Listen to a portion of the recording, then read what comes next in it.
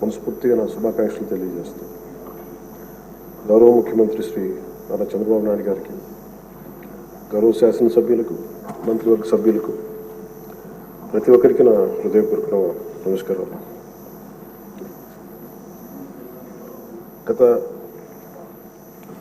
5 సంవత్సరాల కాలంలో కానీ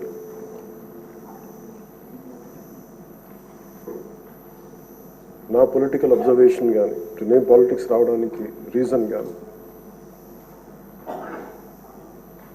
7 దశాబ్దాలుగా మన చరిత్ర చదువుకున్న రైట్ ఫ్రమ్ మన ఫ్రీడమ్ ఇండిపెండెన్స్ మూమెంట్ నుంచి చిన్నప్పుడు స్కూల్లో చరిత్ర చదువుకున్నా కానీ చాలా గొప్ప గొప్ప మహానుభావులు ప్రాణత్యాగాలు చేసి పోరాటాలు చేసి ఈ దేశాన్ని నిర్మించారు, ఈ వ్యవస్థలు నిర్మించారు. ఎక్కడా కూడా to deter criminals into politics. దేశం అంతా పనిచేస్తుంది క్రిమినలైజేషన్ ఆఫ్ పాలిటిక్స్ ఉండకూడదని. కానీ దురదృష్టవశాత్తు 14లో ఒకసారి రావడానికి ప్రయత్నం చేస్తే అలాంటి వ్యక్తుల సమూహాన్ని నిలువరించాం. 19లో కుదరలేకపోయింది. 19 to 24 అప్పటి ప్రభుత్వం it's an ఎపిటమ్ of criminalization of politics. గౌరవ ముఖ్యమంత్రి గారు సౌత్ అమెరికాకు చెందిన ఒక నార్కోటిక్స్ క్రిమినల్ హెడ్ ఎలా కంపేర్ చేశారు. క్రిమినల్ మైండ్ సెట్తో ఉన్న వ్యక్తులు కనుక రాజ్యాన్ని వెళ్తే వాళ్ళు దేనికి గౌరవం ఇవ్వరు, వ్యవస్థలకు గౌరవం ఇవ్వరు, రాజ్యాంగ విధానాలకు గౌరవం ఇవ్వరు, ఎవరైనా బలి చేయగలరు. తన భేదం లేదు వాళ్ళకి. గత ప్రభుత్వంలో రఘురామకృష్ణరాజు గారు ఎంత బాధించారో చూస్తే, దానికి ముందు వరుసగా చూస్తే సుప్రీంకోర్టు జడ్జెస్ని వదలలేదు, చిన్నపాటి కార్యకర్తల్ని వదలలేదు, ప్రతిపక్షంలో ఎవరిని వదలలేదు. స్వయాన వాళ్ళ పార్టీ తరఫున గెలిచి ఎంపీగా ఎన్నికైన రఘురామకృష్ణరాజు గారిని విధానాలతో విభేదించి ఆయన ఎంత ఇబ్బందికి గురి చేశారో, శారీరకంగా, మానసికంగా, అన్ని రకాలుగా. ఒక ఎంపీకి ఒక తీసుకెళ్ళి అరెస్ట్ చేస్తారు, ఏదో ఇబ్బంది పెడతారు, అట్లా ఏదో అనుకున్నాం. కానీ ఆయన మీద ఒక 3rd degree మెథడ్స్ వాడటం, బెదిరించడం. ఆ రోజున గౌరవ ముఖ్యమంత్రి కోసం నేను కూడా స్పందించాను. భయం వేసింది మాకు, ఆయనకి ఏం జరుగుద్దో అని. చాలా ఆవేదన కలిగింది. చాలా బలమైన ఇబ్బందులు ఎదుర్కొన్నారు. నాకు నిజంగా ఆ రోజున అనిపించింది, క్రిమినల్స్ కనుక రాజ్యాలు వెళ్తే ఎలా ఉండదు, ఎలా ఎదుర్కోవాలి. సో ఈ ప్రభుత్వం తాలూకు వ్యతిరేక ఓటుని చీలనివ్వకూడదన్న నా ఆకాంక్ష ఈ రోజున మిమ్మల్ని ఈరోజు డిప్యూటీ స్పీకర్ పదవిలో చూస్తుంటే నిజంగా నేను ఆ రోజు నా ఆవేదన, నా ఆక్రోశం ఈరోజు మీ రూపంలో డిప్యూటీ స్పీకర్గా మీరు ఉండటం నాకు నిజంగా చాలా చాలా ఆనందంగా. ఇక్కడ మొన్న ఆ రోజు మీరు కూడా ఉన్నారు, మనం సభ ప్రారంభమైనప్పుడు దాదాపు ఇక్కడున్న సభ్యులందరూ కూడా దాదాపు 80% సభ్యులు మన అచ్చెన్నాయుడు గారి దగ్గర నుంచి, మీ దగ్గర నుంచి, చంద్రబాబు నాయుడు గారి దగ్గర నుంచి అందరూ కూడా ఏదో ఒక రకంగా క్షోభ అనుభవించిన వాళ్ళు, బాధలు అనుభవించిన వాళ్ళు, సోషల్ మీడియా అబ్యూస్ని భరించలే. నాటి 100% అందరూ ఏదో ఒక విధంగా సోషల్ మీడియా అబ్యూస్ అయితే జరిగింది. ఇలాంటి పరిస్థితుల్లో మనందరం కలిసికట్టుగా ఉండి ప్రజాస్వామ్యాన్ని కాపాడినందుకు మనస్ఫూర్తిగా ఈ సభకు నేను మనస్ఫూర్తిగా ధన్యవాదాలు చెప్పుకోండి మీతో. ఇది భవిష్యత్తులో మీరు ఈ పదవిని అలంకరించారు, మీకు ఆవేదన ఉంది, మీ కోపం ఉంది. రచ్చబండ కార్యక్రమం ద్వారా మీరు కూడా మాట్లాడాల్సిన అవసరం లేదు. యాక్చువల్లీ మీరు కూడా అలాంటి, మీ దగ్గర మాటకి చాలా బలమైన పదును ఉంటుంది, మీ మాటకి హాస్యం ఉంటుంది, గుడ్ సెన్స్ ఆఫ్ హ్యూమర్ ఉంటుంది మీ దగ్గర. కానీ రచ్చబండ అనే ఒకటి కార్యక్రమం మీరు ప్రారంభించాలి అంటే ఎంత విసిగిపోతే మీరు ప్రారంభిస్తారు, ఎంత నిస్సహాయత ఉంటే ప్రారంభిస్తారు. నేను చాలాసార్లు అనుకుని ఇంత అడ్డగోలుగా క్రిమినలైజేషన్ ఆఫ్ పాలిటిక్స్ జరిగితే ఎవరో రారాని అనుకునేవాడిని. నేను ఎప్పుడు ఒకటే నమ్మాను, సైంటిఫిక్ మన Newton's third law, for every action there is an equal and opposite reaction అని. అలాగే కర్మ ఎవరిని వదలదని. మిమ్మల్ని ఎవరైతే మీకు అడుగు పెట్టనివ్వం, మీ నియోజకవర్గంలో మిమ్మల్ని అడుగు పెట్టనివ్వం, మిమ్మల్ని అడుగు పెట్టనివ్వం అని చెప్పి ఛాలెంజ్ చేసిన వాళ్ళు ఈరోజు అడుగు పెట్టలేకపోయారు. కర్మ అంత బలంగా ఉంటుంది. 56,777 ఓట్లతోటి దాదాపు 59.80% ఓటుతోటి గెలిచి మీరు ఎమ్మెల్యేకి వచ్చారు ఉండి నియోజకవర్గం. ఈ రోజున వాళ్ళకి వైనాట్ 175 అలా అన్న మాటల దగ్గర నుంచి కానీ ఈ రోజున అడుగు పెట్టడానికి కూడా భయం ఉంది. మిమ్మల్ని ఎదుర్కోవాలంటే భయం. ఎందుకు మనం వ్యవస్థల్ని కాపాడాలి, ఎందుకు రూల్స్ పాటించాలి అంటే మనిషి అధికారం మదం ఎక్కి అహంకారంతో ఉంటే ప్రకృతిలో ఏమీ జరగదు, ఏమి అనుకోవడానికి లేదు.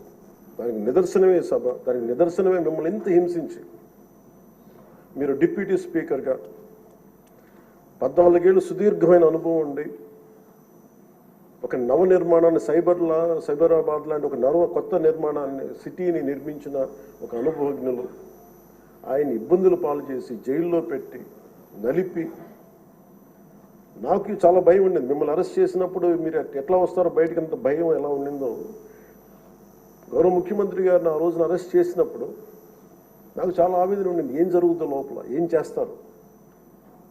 ఒక ఎంపీగా మిమ్మల్ని ఇలా చేయగలిగినప్పుడు ఆయన్ని కూర్చోబెట్టి రాష్ట్రంలో ఏమేం చేస్తారన్నది నిజంగా ఆవేదనది ఆ రోజు తగులుకు నాకు అనిపించింది. ఈ రోజున అందరం బయటకు వచ్చి నిలబడ్డాం. దేనికి? ఇది ఒక చంద్రబాబు గారి కోసం, మీకోసం కదా, ప్రజాస్వామ్యాన్ని నిలబెట్టాలి.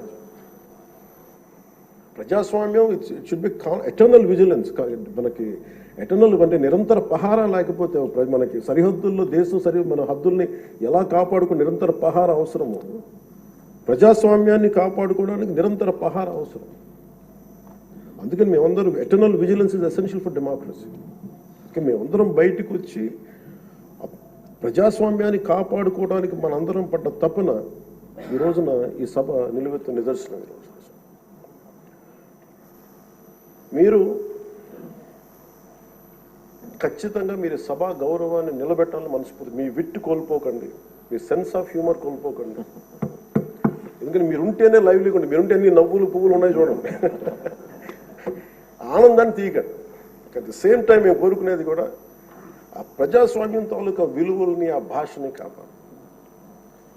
సభల్లో భాష దిగజారిపోతే అది రోడ్ల మీదకి వెళ్ళిపోతుంది ఈరోజు. అంటే ఎవరు ఏం మాట్లాడుతున్నారో ఇష్టం వచ్చినట్టు మాట్లాడి, బూతులు తిట్టి, మేము ఇళ్లలోకి వచ్చి మీ ఇంట్లో మీ ఆడపడుచుని రేపులు చేస్తాం, మీ పిల్లల్ని ఎలా అంటాం. అడ్డగోలు ఈరోజు ఇంతమంది మాట్లాడుతున్నారంటే దానికి చట్టసభల్లో నుంచే ఆ కదలిక మొదలు. ఆ హుందాతనం పోయింది సభలు.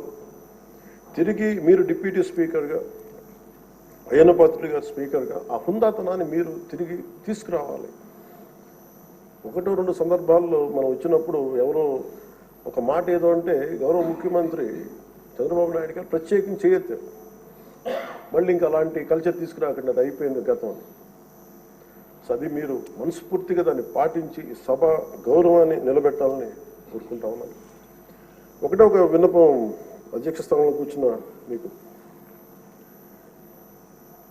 మీ టెన్యూర్లో అయ్యన్న పాత్రుడు గారు మీ టెన్యూర్లో కరెక్షన్ మొదలవ్వాలంటే భావ ప్రకటన, భావ స్వేచ్ఛ మీద ఇష్టానికి మాట్లాడేస్తూ ఉన్నారు అందరూ. మనకి గౌరవ మంత్రి లోకేష్ గారిని బుద్ధులు తిడతారు, ఏదన్నా అంటే భావ ప్రకటన, భావ స్వేచ్ఛ అంటారు.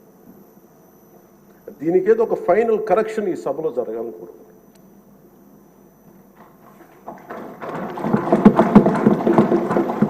అంటే ప్రజలు నోరెత్తి ప్రకటన జరగాలి. డిసెంట్ ప్రజాస్వామ్యంలో dissent in democracy is very essential.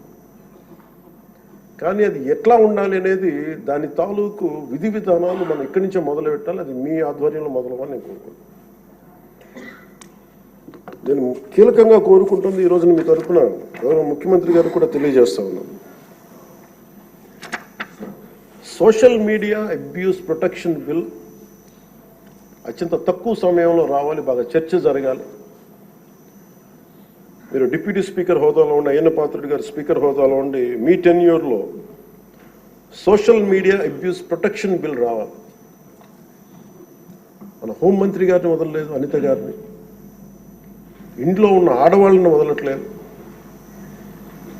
అంటే ఒక సైకలాజికల్ అబ్యూస్, ఒక పాశవికంగా తయారయ్యారు, సేడిస్టిక్గా తయారయ్యారు. దీని మీద మనందరం ఇర్రెస్పెక్ట్ ఆఫ్ డిఫరెన్స్ ఆఫ్ ఒపీనియన్, విభిన్నమైన పొలిటికల్ పార్టీలు అయినొచ్చేమో కానీ ప్రజాస్వామ్యాన్ని కాపాడటం కోసం Andhra Pradesh should lead by example introducing social media abuse protection bills. ఎందుకు చెప్తున్నానంటే మీలాంటి వ్యక్తిని, మీరు మెంబర్ ఆఫ్ పార్లమెంట్ అయ్యండి, మిమ్మల్ని ఇంత ఇబ్బంది గురి చేస్తే ఇంకా సగటు మనిషి పరిస్థితి ఆలోచించుకోండి. 3 ఏళ్ల బిడ్డలు 5 ఏళ్ల బిడ్డలు కూడా రేప్ చేస్తున్నారు, క్రిమినల్స్ అంతా చెలరేగిపోతున్నారు అంటానికి కారణం ఈ చట్టసభలు ఇష్టారాజ్యంగా మాట్లాడి దానికి ఒక క్రిమినల్ నక్సెస్ లాగా ఇందాక ఎస్కోబార్ ఒక డ్రగ్ కార్టెల్ స్టార్ట్ చేస్తే వీళ్ళ క్రిమినల్ ఎంపైర్ని గార్డ్ చేసుకోవడానికి ఒక సోషల్ మీడియా ఒక అబ్యూసివ్ కార్టెల్ని ఒకటి స్టార్ట్ చేసి ప్రజల్ని భయభ్రాంతులను చేసి అందరినీ భయపెట్టేసి కంట్రోల్ చేయడం, నియంత్రించడం. మాకు ఎదురు తిరిగితే మనకి కృష్ణరాజు గారు లాగా మమ్మల్ని జైల్లో పెట్టేస్తాం, ఇలా 3rd డిగ్రీ మెథడ్స్ వాడతాం. ఒక ఎంపీకి ఇలా ఉన్నప్పుడు అలా భయప్రాంతులు చేయడం, ఒక ముఖ్యమంత్రి స్థాయిలో ఉన్న వ్యక్తిని గతంలో 3 సార్లు చేసిన వ్యక్తిని జైల్లో పెట్టేస్తాం, దాడులు చేస్తాం. ఈ మైండ్ సెట్ మారాలి అంటే ఈ సభ ప్రజలు మనకి చాలా బలమైన ఇచ్చారు. వాళ్ళని 11 మనల్ని 164లో పెట్టారంటే ప్రజలకు మన మీద అపారమైన నమ్మకం.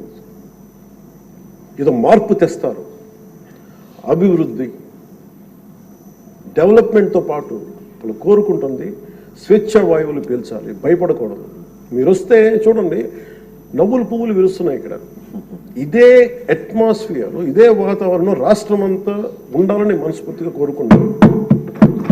మనం ఎంత ఆనందంగా నవ్వుతున్నాం. మనం సీరియస్ ఇష్యూస్ మాట్లాడుతున్నాం, మనకి వ్యతిరేకమైన విభేదాలు ఉంటాయి, అభిప్రాయ భేదాలు ఉంటాయి, ఒకటి సాధించుకోవడానికి భిన్నమైన అభిప్రాయాలు వస్తాయి. కానీ ఇదంతా కూడా చాలా సుహృద్భావ వాతావరణంలో జరగాలని నేను మనస్ఫూర్తిగా కోరుకున్నాను. సో మరోమారు మీరు పడ్డ వేదన, మీరు చేసిన పోరాటం, సినిమాల్లో హీరోలు, నేను కూడా చేస్తాను కాబట్టి చెప్తున్నాను, దెబ్బలకి నటించడం చాలా కష్టం. దెబ్బ పడితే వేరుగా ఉండదు. కానీ మీరు నిజ జీవితంలో దెబ్బలు తిన్నారు. ఎంత శక్తి కావాలి, ఎంత పోరాట పటిమ కావాలి, ఎంత శౌర్యం ఉండాలి, ఎంత ధీరత్వం ఉండాలి మీకు. ప్రభుత్వం వస్తో లేదో తెలియదు, మళ్ళీ వాళ్ళే రావచ్చు, కానీ తట్టుకొని మీరు నిలబడ్డారు చూసారా, దానికి మీకు హ్యాట్స్ ఆఫ్ సార్. వండర్ఫుల్. మీరు ఎలా నిలదొక్కున్నారో, మీరు ఎలా ధైర్యంగా ఉన్నారో అది రాష్ట్రం అందరికీ మమ్మల్ని కోరుకుంటున్నాం. మీది ఏది కోల్పోకండి. మీ సెన్స్ ఆఫ్ హ్యూమర్ మటుకు 80% కోల్పోకండి. మీరు రచ్చబండలో ఒకప్పుడు చేశారు కాదనలేదు, కానీ మీ ఎంజాయ్డ్ ఇట్. కానీ మాకు భవిష్యత్తులో మళ్ళీ దాన్ని మీరు టోన్ డౌన్ చేస్తారు, ఎలా చేస్తారో తెలియదు, కానీ మీ సెన్స్ ఆఫ్ హ్యూమర్ కోల్పోకుండా సభని హుందాగా నడిపి తిరిగి విలువలు ప్రతిష్ఠించమని మనస్ఫూర్తిగా కోరుకుంటూ మీకు మరోమారు మీకు అవకాశాన్ని ఇచ్చిన నారా చంద్రబాబు నాయుడు గారికి, సభ్యులందరికీ కూడా మనస్ఫూర్తిగా ధన్యవాదాలు తెలియజేసుకుంటూ మీకు శుభం కలగాలి మనస్ఫూర్తిగా నేను.